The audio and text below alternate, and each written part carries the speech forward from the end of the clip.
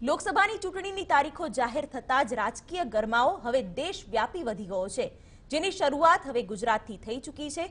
Surat textile ઉદ્યોગમાં પણ હવે ચૂંટણીલક્ષી માહોલ જોવા મળી રહ્યો છે। મેન્યુફેક્ચર્સ ઉદ્યોગોને ઝંડા, ખેસ, ટોપી બનાવવાનો મોટી માત્રામાં ઓર્ડર મળવા લાગ્યો છે, જેની ખુશી તેઓ વ્યક્ત કરી રહ્યા છે। હાલ સુરતમાં ભાજપ, કોંગ્રેસ અને ભાજપના કાર્યકરો મોટી માત્રામાં છે, જેને ધ્યાનમાં રાખીને મોટી સંખ્યામાં ઓર્ડરો લેવામાં આવ્યા છે।